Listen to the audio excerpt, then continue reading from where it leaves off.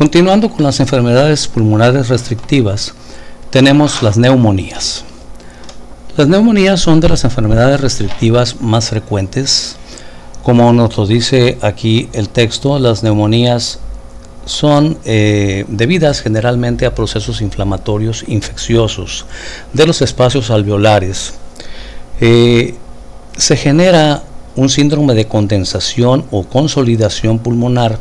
Hablar de condensación es hablar de un aumento de la consistencia, y de consolidación pues es básicamente lo mismo.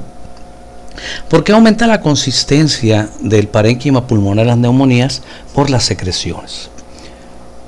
Previamente habíamos hablado de que las secreciones que se producen normalmente en el árbol broncopulmonar pues se deben de producir a partir de las células caliciformes, principalmente es moco, que baña los cilios para que ahí se peguen las impurezas que inhalamos, pero normalmente ya de los bronquiolos menores para abajo no debe de haber células caliciformes, porque no es conveniente que escurra moco hacia los espacios respiratorios. Pero sin embargo a veces agredimos tanto nuestro epitelio respiratorio que se forman enormes cantidades de moco y los cilios se vuelven incapaces de arrastrarlo hasta la boca o hasta la faringe para deglutirlo, y entonces este moco escurre. En esos momentos entra en auxilio la tos, que es un mecanismo de defensa sumamente importante e imprescindible, porque como lo explicábamos en algunos de los videos previos, cuando tosemos generamos un aumento de la presión intratorácica e intrapulmonar, pero contra una glotis cerrada, lo que hace que el aire se comprima dentro de los pulmones, y luego en una siguiente fase abrimos la glotis, tosemos y el aire sale con una gran presión. Esto hace que las secreciones que van escurriendo generalmente sean expulsadas hacia arriba, y muchas veces pues las expulsan lo suficientemente alto para que las podamos nosotros deglutir o expectorar. En el caso de las neumonías, por algún motivo, ni los cilios ni la tos se vuelven lo suficientemente competentes para eliminar estas secreciones, y entonces las secreciones llegan a los espacios respiratorios e impiden la entrada de aire. ¿Okay? Las neumonías pueden abarcar diferentes zonas. Hay neumonías que abarcan todo un pulmón, que son neumonías sumamente graves que por lo general cuestan la vida de un paciente. Hay neumonías que afectan un lóbulo completo, en cuyo caso son neumonías lobulares. Hay neumonías que afectan, ¿sí?, que implican la invasión de un segmento broncopulmonar, en cuyo caso se llaman segmentarias, como lo dice acá arriba. Y hay neumonías de focos múltiples, es decir, puede haber aquí un foco neumónico, un foco de condensación, espacios respiratorios llenos de flemas, puede haber aquí otro, puede haber aquí otro, puede haber aquí otro, y es lo que popularmente se llamaba, aunque todavía algunos autores lo siguen llamando, como bronconeumonía. ¿Sí? Es una neumonía de focos múltiples. ¿Qué sucede cuando las secreciones generalmente infectadas invaden los alvéolos? Pues lo que va a suceder es que estos alvéolos invadidos, como lo vemos acá en esta figura, estos son alvéolos normales, llenos de aire, cuya pared permite perfectamente la difusión. Acuérdense que acá afuera hay muchos capilares, pero si vemos acá estos alvéolos están llenos de secreción, y las secreciones que llegan a los alvéolos o ya llegan infectadas o ahí dentro se infectan, porque toda secreción corporal que debe fluir y no fluye, toda secreción corporal que debe ser desplazada y se estanca, se infecta invariablemente. Entonces las secreciones o ya llegan infectadas o se infectan aquí. Esto es pus. Imagínense pus dentro del alvéolo. Díganme ustedes, el aire que llega a través de este conducto alveolar, ¿cómo rayos le va a hacer para difundirse a través de la pared alveolar si esta pus se lo impide. En ocasiones se forman burbujitas aquí que se pueden auscultar incluso. Se pueden auscultar incluso con muy buen oído, y sobre todo cuando no es muy viscosa la secreción, que denotan la presencia de una neumonía. En la inspiración profunda entra el aire con fuerza y puede formar burbujas aquí. De hecho, como aquí estamos en espacios respiratorios, es decir, estamos dentro del pulmón y hay secreciones, estas secreciones van a aumentar la vibración que se genera con la voz y va a generar un aumento del frémito vocal. En las neumonías el frémito vocal está aumentado por esa condensación, por ese aumento de la consistencia pulmonar debido a la acumulación de secreciones en los espacios respiratorios. Por supuesto que los ruidos respiratorios van a estar alterados. No digo que estén disminuidos, al contrario, van a estar alterados, que lo veremos cuando hablemos de auscultación de campos pulmonares, como va a haber ciertos ruidos típicos en la neumonía. Y a la percusión, díganme ustedes, si normalmente aquí, si yo percuto sobre alvéolos llenos de aire, me va a dar un sonido claro, un puff puff, como decíamos en clase. Acá en estos alvéolos que están llenos de líquido, de secreciones, de pus, si yo percuto sobre ellos, ¿me darán el puff puff del claro pulmonar? Por supuesto que no. Aquí me va a dar matidez. Es decir, volviendo, si yo veo esta figura, ahí las zonas que se ven de color amarillento, ¿okay? Son zonas neumonías, son zonas de consolidación. Si yo percuto sobre esas regiones, me va a dar matidez. Y entendamos aquí, poniendo un ejemplo, lo siguiente: si yo percuto en esta zona donde no hay neumonía, entonces me va a dar a mí un sonido claro pulmonar. Pero si percuto acá donde se formaba ahorita la neumonía, que ya no se formó, aquí me va a dar matidez. Por eso es que la percusión y el frémito vocal, deben de ser siempre comparativos y simétricos. No hemos hablado de percusión todavía, pero se los adelanto. El frémito vocal aquí tendría cierta intensidad y el frémito vocal acá, en la región simétrica, en la región homóloga, estaría aumentado por la condensación, si aquí hubiese un foco neumónico. Si nos regresamos un poquito más, aquí vemos en esta región donde está el foco neumónico, al palpar el frémito vocal, aquí encontraríamos un aumento del frémito vocal, y del otro lado, a la misma altura, encontraríamos el frémito normal. Es decir, no es que estuviera disminuido el frémito aquí, sino que acá, donde está el foco neumónico, estaría aumentado. Y a la hora de percutir, aquí en la región sana encontraríamos a la percusión un sonido claro pulmonar, pero acá encontraríamos matidez. Si regresamos a esta figura, ahí ya se están formando nuevamente las zonas de condensación. Vean, acá en esta zona al frémito estaría aumentado y a la percusión habría matidez, mientras que acá en la región simétrica, en la región homóloga, el frémito estaría normal y a la percusión encontraríamos claro pulmonar. ¿Okay? Eso es una neumonía, muchachos. En eso consiste la neumonía. La neumonía son enfermedades así específicamente de trastornos, no tanto en la ventilación, en la difusión.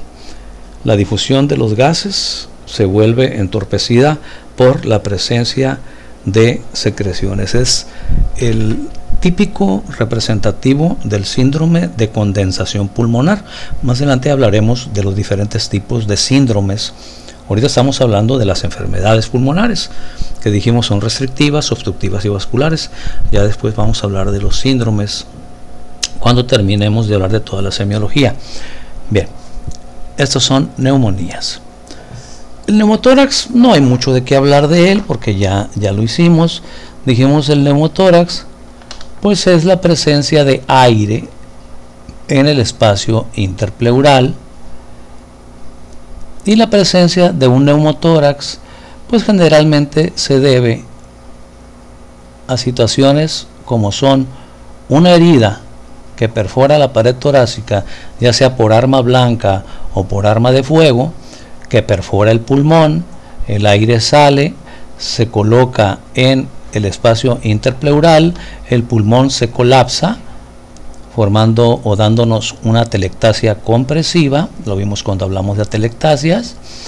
El espacio por donde entró la bala o el cuchillo se cierra por las paredes musculares y el aire queda atrapado. Ya hablamos de que en estos casos, al haber un neumotórax, todo el mediastino se va a empujar hacia el lado sano por la presión positiva que se forma en el espacio interpleural, que normalmente debiera de ser negativa, y al empujar hacia el lado sano puede comprimir al pulmón sano contra la pared torácica y formar lo que mencionamos cuando hablamos de atelectasia compresiva, formarnos lo que es un neumotórax a tensión, que incluso puede pues matar al paciente, ¿no? Ya dijimos, si alguien con conocimientos médicos está en la escena y puede introducir aquí una cánula, pues, decíamos una pluma sin repuesto, sin la tinta, o un objeto hueco, pues pudiera salvarle la vida al paciente, porque por aquí saldría el aire, y al salir el aire no es que se vaya a expandir este pulmón que está colapsado, pero sí saldría, al salir el aire que está aquí secuestrado, permitiría que al respirar este pulmón pudiera expandirse y el individuo pudiera respirar si alguien introdujera aquí una canulita, cosa que pues en las películas, en las novelas sucede, pero en la vida real pues es difícil que haya alguien. Sí, por lo general llegan con el paciente con neumotórax a tensión al hospital, y en el hospital es donde le hacen esta maniobra que muchas veces le salva la vida si el neumotórax no es tan amplio. Aquí es un neumotórax grandísimo, ¿no? 100% prácticamente del hemitórax derecho, pero a veces son neumotórax más pequeños. De hecho, se dice que cuando los neumotórax son pequeños, de menos del 10%, ¿okay? Menos del 10% del área pulmonar, no hay que hacer incisiones. Ese neumotórax, quizá, si es así de pequeño, quizá cause un poquito de dificultad respiratoria, pero se va a reabsorber solo. Ya cuando son neumotórax más grandes, pues ya en hospital les colocan alguna sondita flexible en el espacio pleural para que el aire que está en el espacio interpleural salga por esa sonda, y pues se le indican ejercicios respiratorios al paciente para que el pulmón sano se expanda y el pulmón perforado cicatrice y también logre su expansión al igual que el sano. Pero bueno, esas ya son técnicas en hospital. Aquí estamos hablando específicamente de las enfermedades. Las causas de neumotórax, decíamos, pueden ser heridas por arma blanca, arma de fuego, o muchas veces pueden ser por accidentes de diferente tipo, principalmente accidentes automovilísticos. ¿Okay? Accidentes que generen traumatismos torácicos, y sobre todo traumatismos torácicos que nos produzcan fractura de costillas, porque por lo regular las costillas tienen la costumbre, aquí voy a pintar una costilla, de que cuando se fracturan, no se fracturan así, no se fracturan transversales o transversalmente, tienen la costumbre, o por lo general, pues no es que sea costumbre, por lo general sucede que la costilla cuando se fractura de manera oblicua. Entonces imagínense ustedes, si se fractura de manera oblicua, si esto se separa de esto, vamos a ponerlo acá abajo, aquí nos va a quedar media costilla en forma de pico, y acá nos va a quedar la otra media costilla también en forma de pico, y cualquiera de los dos puede pinchar al pulmón y provocarnos esto. ¿Sí? Es un mecanismo muy frecuente. Hay también los llamados neumotórax espontáneos, ¿okay? Neumotórax espontáneos que se presentan sin causa aparente. Por lo regular el paciente sencillamente refiere que tiene dificultad para respirar, que tiene problemas para meter aire, y al auscultarlo, al percutirlo, ¿sí? Al buscarle frémito, pues encontramos alteraciones bastante serias. Por ejemplo, de lo poco que hemos platicado de frémito, ustedes comprenderán que esta es una masa ocupativa gaseosa. Aquí, por supuesto, el frémito va a estar sumamente disminuido, o no va a haber frémito, a diferencia del otro pulmón. Si no está completamente aplastado, pues sí va a haber frémito. Cuando hable el paciente se va a sentir la vibración. A la percusión, ¿qué encontraríamos a la percusión? Si percutimos aquí, donde hay puro aire, vamos a encontrar timpanismo.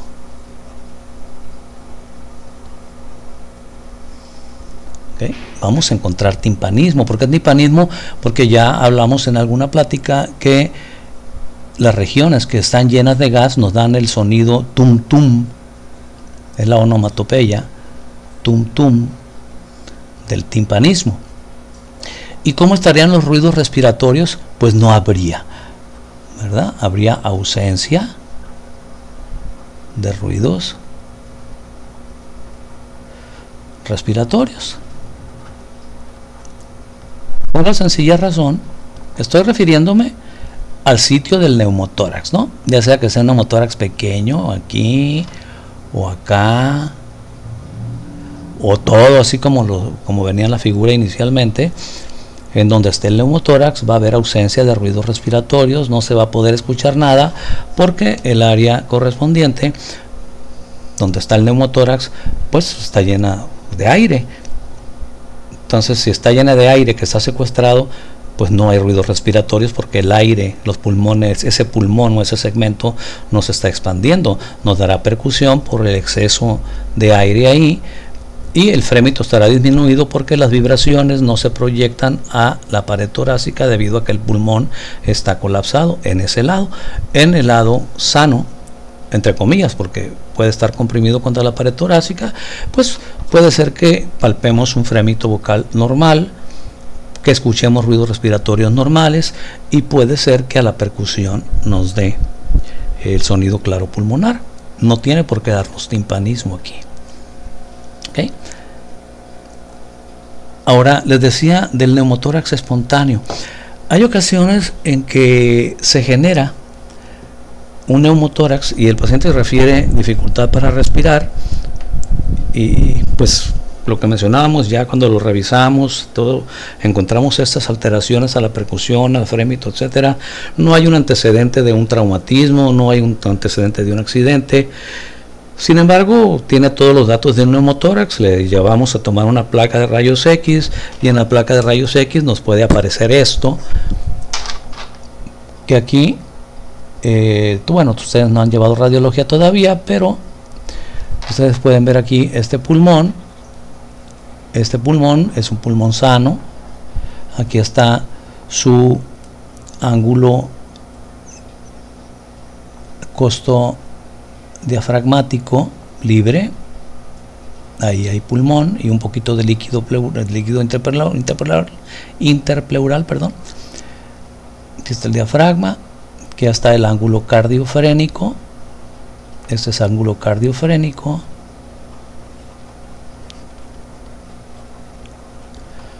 Este es ángulo costo diafragmático.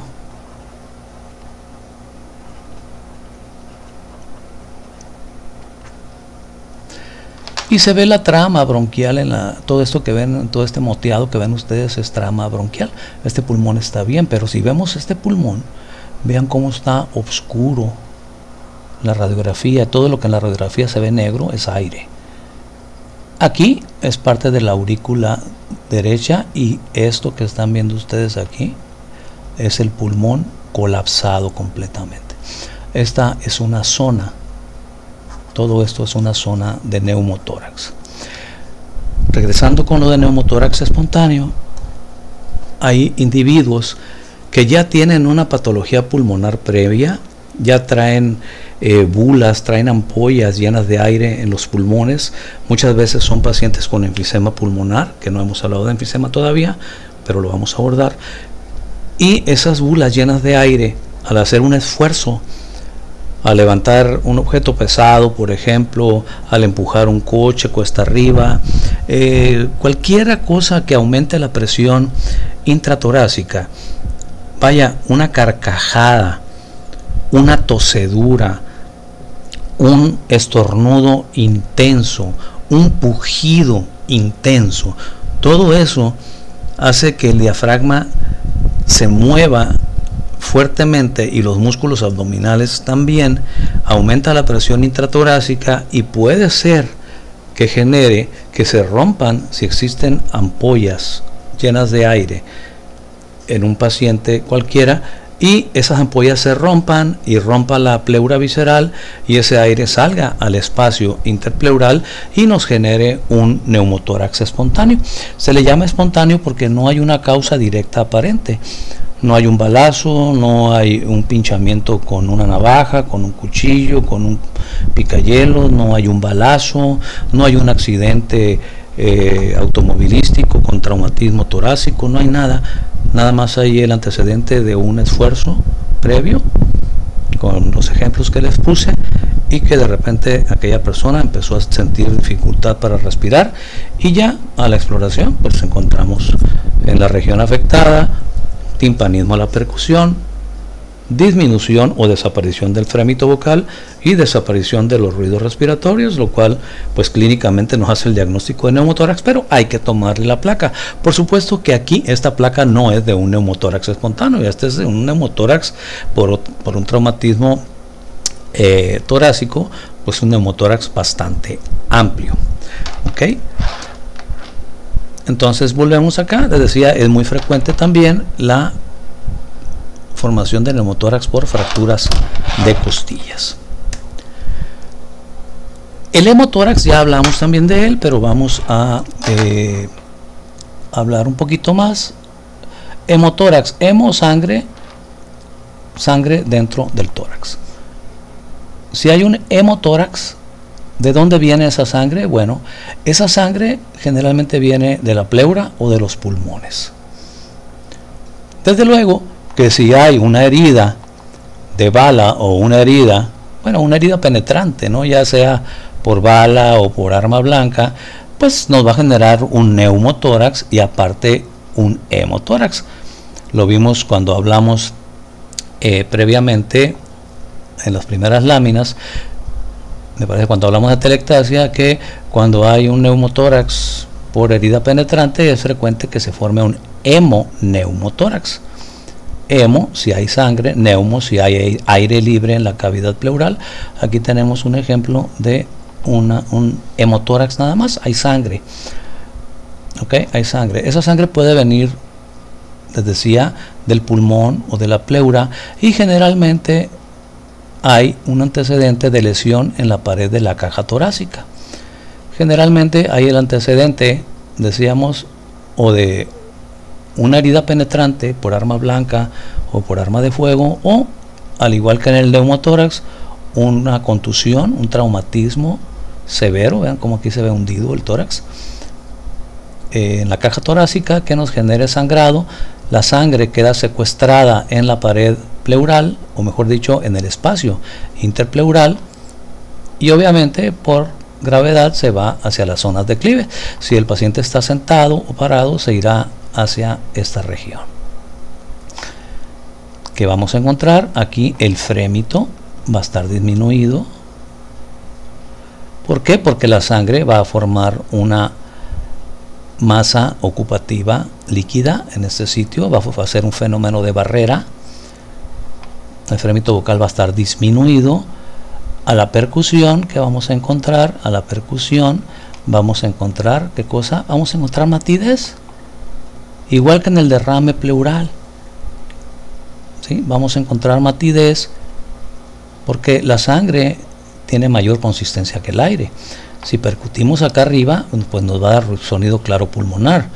Pero si percutimos aquí, en donde está el hemotórax, nos va a dar matidez y los ruidos respiratorios van a estar disminuidos. ¿Okay? Y desde luego el paciente se va a quejar de dificultad respiratoria. Hay una restricción para la entrada del aire porque esta masa ocupativa está impidiendo que el pulmón se expanda completamente. De hecho, en muchas ocasiones, cuando hay derrame pleural o cuando hay hemotórax o empiema, que vamos a ver a continuación, todo el mediastino se desvía hacia el lado sano. Lo mencioné ahorita que hablamos de neumotórax. Cuando es un hemotórax, la presión positiva que ejerce la sangre aquí puede hacer que todo el mediastino se desvíe hacia el lado sano. ¿Okay? Bien, hasta aquí dejamos este video. En un siguiente video vamos a seguir hablando de estas enfermedades pulmonares.